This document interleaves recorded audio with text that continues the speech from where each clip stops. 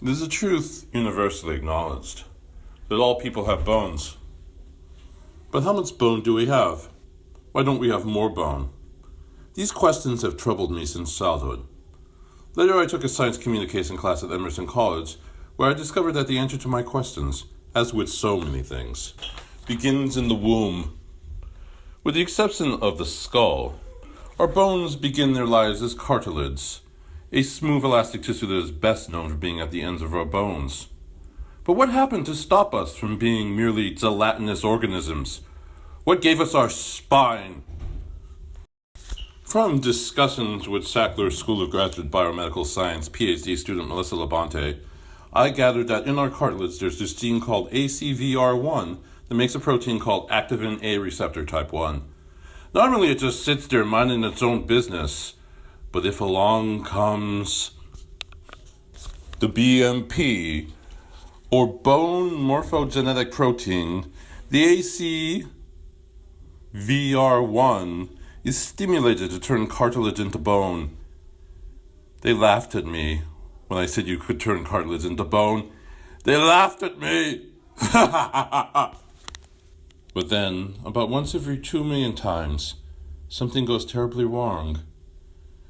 When it goes wrong, it's called FOP, or fibrodysplasia ossificans progressiva. It is a very rare but terrible disease. In FOP, the ACVR1 gene starts acting like Colonel Kurtz in the Francis Ford Coppola film Apocalypse Now. Much as Colonel Kurtz started performing his mission of fighting and killing the Viet Cong, even without getting orders, upsetting the high command, and causing chaos.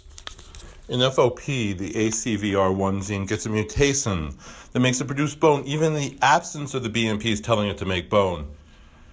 As you can imagine, this causes some very, very, very, very serious problems and complications, to say the least. Every time someone with the FOP mutation gets a muscle injury, the stem cells that should be used to repair the muscle get taken over by the rogue mutant ACVR1 gene and starts making bone, creating a debilitating second skeleton that just gets worse and worse as you get older, eventually killing you. PhD student Melissa Labonte has noticed that zebrafish with the same mutation in their ACVR1 show similar symptoms to humans with FOP, like excessive bone growth and fused vertebrae, as can be seen in these photos.